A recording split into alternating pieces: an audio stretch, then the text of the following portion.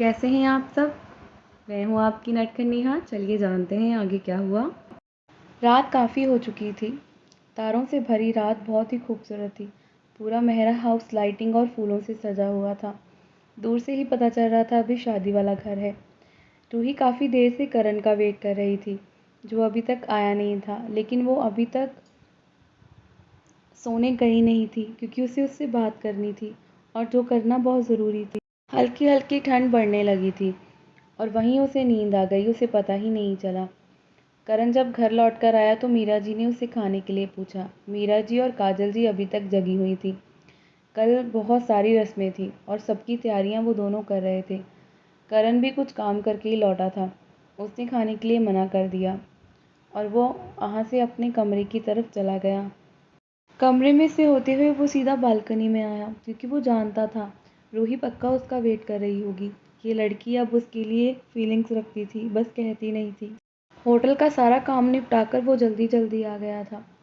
Balcony में देखा तो रूही पर नज़र गई, जो बेढंगे तरीके से झूले पर सो रही थी। उसकी मेहंदी सूख चुकी थी। वो बहुत प्यारी लग रही थी। रूही बहुत ही खूबसूरत लग रही थी। बालों की लटें उसके चेहरे को छू रही थी क्योंकि ठंडी ठंडी हवा चल रही थी। काफ़ी देर तक तो करण उसे ऐसे ही देखता रहा, लेकिन ठंड काफ़ी बढ़ गई थी, इसलिए उसे अपनी गोद में उठा लेता है और अपने कमरे की तरफ आ जाता है। करण का यूं उठाना रूही की नींद खुल गई थी उससे। वो चुपचाप करण के चेहरे को देखने लगती है।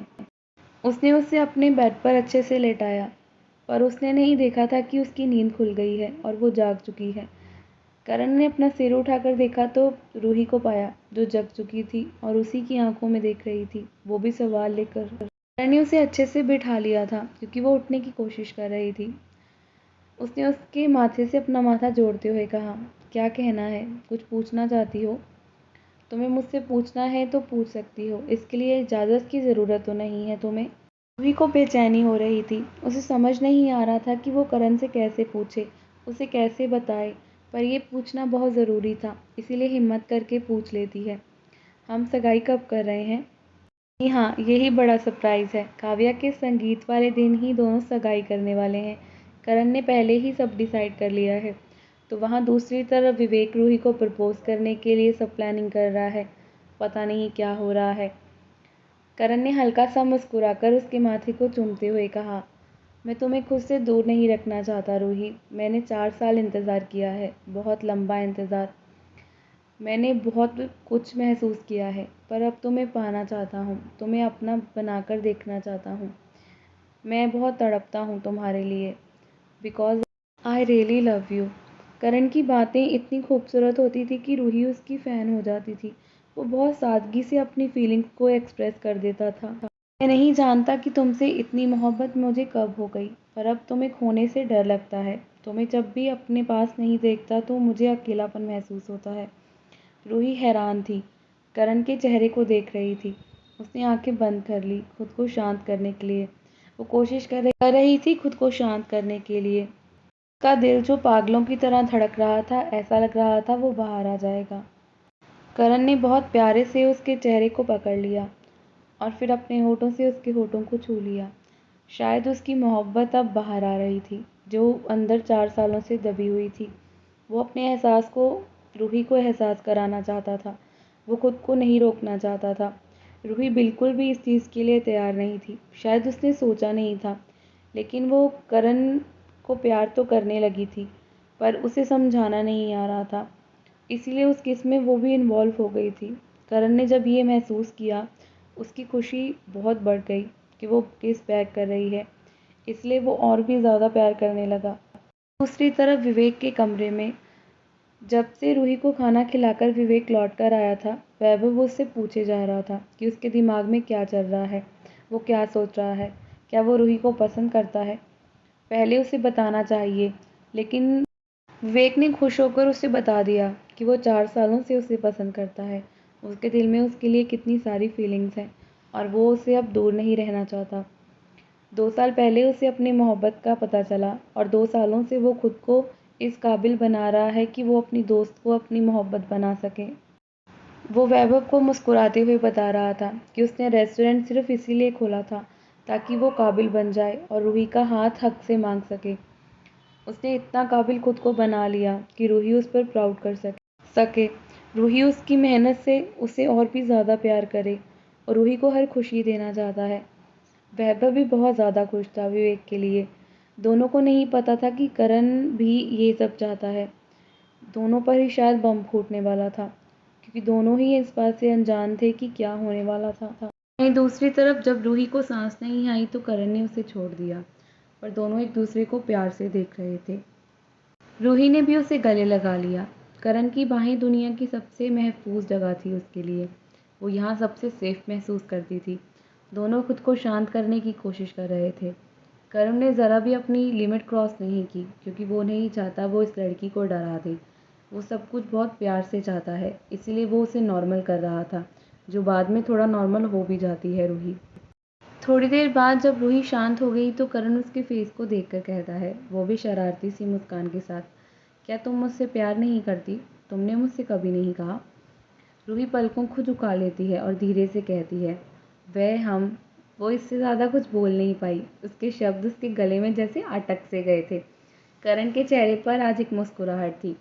वो जानबूझकर कर रहा था शायद, पर तभी रूही जल्दी से कह देती है, आई लव यू। इतना कहकर वो करण के सीने में खुद को जल्दी से छुपा लेती है। एक तरफ ये दोनों अपने प्यार का इजहार कर रहे थे, तो दूसरी तरफ विवेक अपने प्यार के अपने सपने सजो रहा था। पता नहीं क्या होने वाला था। दूसरी तरफ काव्या के होने वाले ससुराल में उसके पति विराट के कमरे में उसका बड़ा भाई उसका दिमाग खा चुका था। रेहान कब से कह रहा था कि शुभी को प्रपोज करना चाहता है, कोई आइडिया बताए।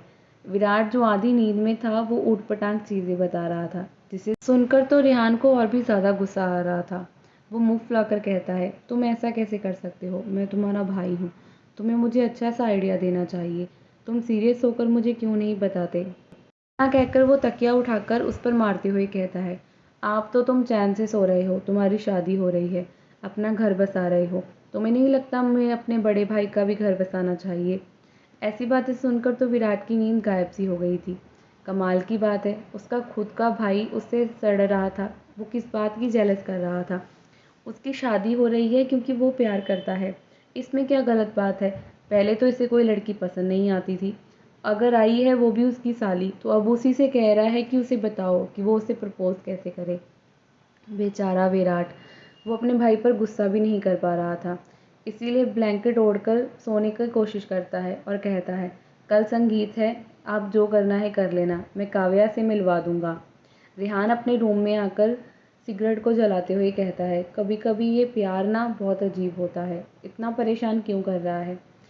उसने ये बात अपने मॉम डैड को बता दी थी, लेकिन वो सिगरेट पी रहा था। ये बात उसकी माँ को पता चलती तो शायद उसकी पिटाई हो जाती। चुपचाप से जल्दी से सब कुछ करने के बाद वो लड़कों के साथ सोने के लिए चला जाता है। खान को शुभी पसंद आ गई थी, पर शुभी को इस बारे में पता ही नहीं था, वरना वो इस लड़के को मुंह भी नहीं लगाती। करण के रूम से निकलकर रूही काव्या के रूम में आ गई थी। सब लोग अपने अपने सपनों के साथ पूरी रात जाग रहे थे, तो कोई चैन से सो रहा था। रात निकल चुकी थी। सुबह का सूरज उगते ही नई उम्मीद लेकर आया था। नॉर्मल सुबह थी और शादी वाला घर था, मेहमानों से भरा हुआ घर। हर कोई मेहमानों के लिए इंतज़ाम करने में लगा हुआ था, ताकि रिश्तेदारों को कोई दिक्कत ना हो। आज रात को संगीत था, जो कि होटल में था। घर पर छोटे मोटे फंक्शन हो चुके थे और संगीत का फंक्शन काफ़ी बड़ा था, लड़के वाले भी आ रहे थे, इसलिए होटल में रखने का सोचा था। और ये होटल उनका अपना ही था, मेहरा फैमिली का। सारे अरेंजमेंट करण और विवेक खुद ही देख रहे थे, पर अब तक सरप्राइज़ था कि करण और रूही की सगाई आज होगी, किसी को नहीं पता था सिवाय 2-4 जनों के। शाम के वक्त सब लोग अच्छे से तैयार हो रहे थे। आज तो रूही भी बहुत प्यारी लग रही थी। उसने मेकअप आर्टिस्ट को ज़रा भी ना नकुर नहीं की थी, क्योंकि उसकी सगाई थी। काव्या के रूम से सब लोग अच्छे से तैयार होकर ही निकलने वाले थे। वैसे तो उसका चेहरा हल्का गुलाबी था। कल रात वो करण के साथ थी, उसी की बाहों में। वो भी करण को उसे कहना पड़ा था कि अब उसे काव्या के रूम में जाना चाहिए। अच्छा नहीं लगेगा अगर कोई उठ गया सुबह होने से पहले। आज पूरा दिन विवेक रूही के सामने नहीं आया, क्योंकि वो उसे प्रपोज करने के प्लान बना रहा था। उसे पता ही नहीं था कि क्या क्या हो रहा है। इतनी खूबसूरत सी डेकोरेशन की थी, बहुत कुछ सोच के रखा था। काव्या के संगीत के बाद उसने सोच लिया था कि वो अपने दिल की बात रूही से कह देगा। काव्या आज काफ़ी नर्वस थी, बस आज की रात। कल उसकी शादी थी और उसे विदा होकर जाना होगा। संगीत का जो लुक था वो पर्पल रखा गया था। काव्या ने भी पर्पल लहंगा पहना हुआ था जिसमें वो बहुत प्यारी लग रही थी। अंदाज ही वखरा था उसका, तो आज हर कोई उसका दीवाना होने वाला था। और शोभी ने भी बहुत प्यारा सा पर्पल कलर का लहंगा पहना हुआ था। आज वो भी बहुत प्यारी लग रही थी। रूही ने पिंक कलर का लहंगा पहना था जो करण ने उसके लिए पसंद किया था। और आज उसकी सगाई थी, इसीलिए उसने करण की पसंद के कपड़े पहन लिए थे। सबने पूछा तो था पर उसने कुछ नहीं कहा और चुपचाप से करण ने जो भेजा वो लहंगा पहन लिया। मीरा जी ने तीनों बच्चियों की नज़र उतारी थी। तीनों इतनी प्यारी जो लग रही थी। बस आज का दिन, कल सब बदल सा जाएगा। तीनों लड़कियों को लेने वैभव आया था। बाकी सारे पहले ही होटल के लिए निकल चुके थे क्योंकि संगीत का फंक्शन शुरू हो चुका था और वहाँ जाकर घर वालों को सारे अरेंजमेंट्स भी देखने थे। सब लोग निकल कर चलने लगते हैं तो मीरा जी रूही का हाथ पकड़कर उसे रोक लेती हैं। सबके जाने के बाद प्यार से उसके सिर पर हाथ फेरते हुए पूछती हैं, क्या तुम सगाई के लिए तैयार हो ना? सब लोग नीचे जा चुके थे। रूही ने सिर हिलाकर मुस्कुराकर हाँ कह दिया। राकेश जी और केशव जी पहले ही चले गए थे। रिशु और काजल जी उनके साथ गए थे क्योंकि वहाँ पर लड़के वालों की तरफ से पहले ही मेहमान आ गए थे और उनका स्वागत भी करना था। मीरा जी, दादी, लड़कियाँ साथ में जाने वाले थे। करण और विवेक के कपड़े सुबह ही होटल पहुँच गए थे तो शायद वो वहीं पर तैयार होने वाले थे और लड़कों का कुछ खास पता नहीं था कि उनके क्या दिमाग में चल रहा था। दोनों भाइयों को एक जैसे कपड़े पसंद आए थे और दोनों ने सेम जैसी ही ड्रेस ली थी पहनने के लिए। जब लड़के वाले आए तो सब लोग उनका वेलकम करने चले जाते हैं। रेहान की नज़र तो आज शोभी से हटने वाली नहीं थी। वो तो नज़र लगाने वाला था आज उस लड़की। कैसा होगा संगीत में बड़ा सा सरप्राइज? सुनते रहें मेरी कहानी।